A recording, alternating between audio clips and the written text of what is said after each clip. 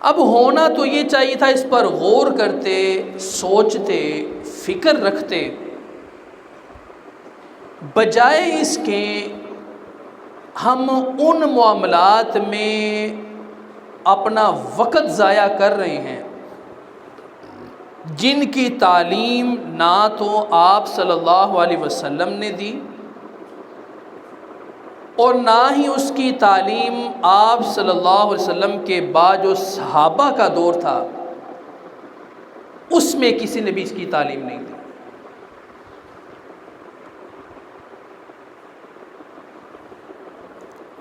عوام تو عوام رہ گئے، جو دین کے پاسبان بنے ہوئے تھے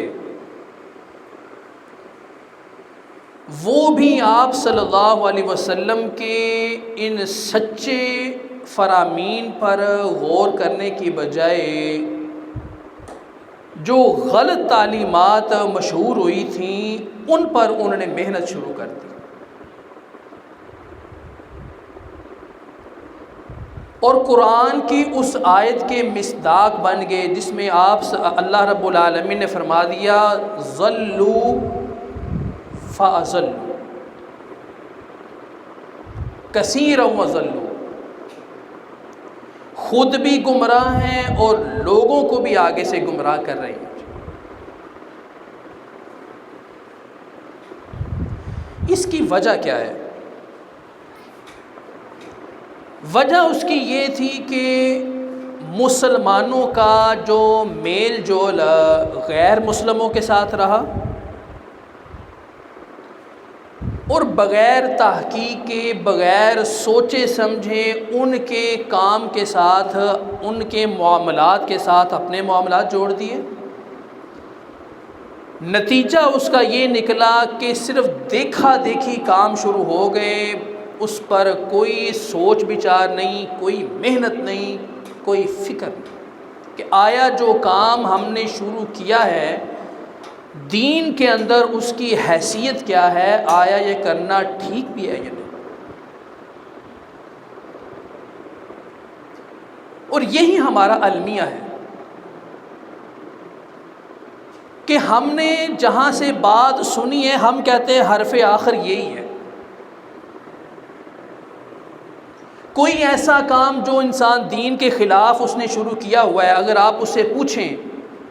کہ یہ کام تم کیوں کر رہے ہو تو بالکل وہی جواب ہے جو ابراہیم علیہ السلام کی قوم نے جواب دیا تھا۔ ابراہیم علیہ السلام نے اپنی قوم سے کہا ما هذه التماثیل التي انتم لها عاکفون، یہ جو تم نے اپنے ہاتھ سے تصویریں بنا لی ہیں، بت بنا لی ہیں، ان کی عبادت کیوں کرتے ہو؟ یہ ہے کیا؟ سوائے اس کے کوئی جواب نہیں، قد وجدنا علیہا آباءنا، ہم نے اس کام پر اپنے بڑوں کو دیکھا ہے، اپنے آباء و اجداد کو دیکھا ہے، وہ کر رہے ہیں، ہم بھی کر رہے ہیں۔ جو بات ابراہیم علیہ السلام کی قوم نے جواب کے اندر کہی تھی، یقین فرمائیں آج کے لوگ بھی یہی بات کرتے ہیں کہ جی ہمارے اکابر بتا کے گئے ہیں، ہمارے اساتذہ بتا کے گئے ہیں، ہمارے پیر صاحب بتا کے گئے ہیں، ہم کر رہے ہیں۔ اور اپنی زبان حال سے یہ لفظ بتا رہے ہیں، بول رہے ہیں، اگرچہ زبان سے کوئی نہیں بولتا، اپنی زبان حال سے یہ بھی بتا رہے ہیں کہ ہمارے مشائخ، ہمارے اکابر، ہمارے بزرگ، ہمارے پیر غلط بیانی نہیں کر سکتے۔ وہ اپنے ان اکابر کو اس درجے کا خطاؤں سے محفوظ سمجھتے ہیں جس طرح انبیاء ہوتے ہیں۔ بالکل وہی روش جو قوم ابراہیم کی تھی کہ ہمارے آباء و اجداد غلط،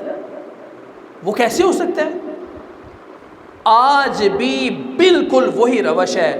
کسی سے پوچھا جائے یہ کیوں کرتے ہو، جواب یہی ہوگا ہمارے استاد بتا کے گئے ہیں، ہمارے بزرگ بتا کے گئے ہیں، ہمارے ابا جی بتا کے گئے ہیں، وہ کر رہے تھے، کیا وہ غلط کرتے رہے؟ یقین فرمائیں یہ لفظ اپنی ترجمانی خود کر رہا ہے کہ یہ اپنے ان بزرگوں کو، اپنے اساتذہ کو بالکل پیغمبر کے لیول کا سمجھ رہا ہے۔ جس طرح پیغمبر غلطی نہیں کر سکتے، ہمارے اساتذہ یا ہمارے بڑے بھی غلطی نہیں کر سکتے۔ تو قرآن نے جیسے اس قوم کو کہا تھا انتم و آباؤکم فی ضلال مبین،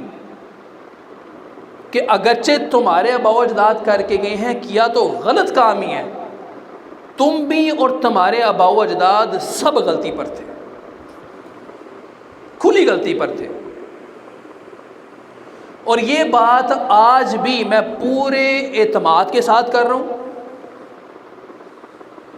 پورے ہوش و حواس میں کر رہا ہوں کہ جتنے بھی ایسے معاملات جو دین سے ہٹ کر ہیں، جس کا آپ صلی اللہ علیہ وسلم کے زمانے میں تصور بھی نہیں تھا، آج اگر کوئی بھی ایسا کام کیا جا رہا ہے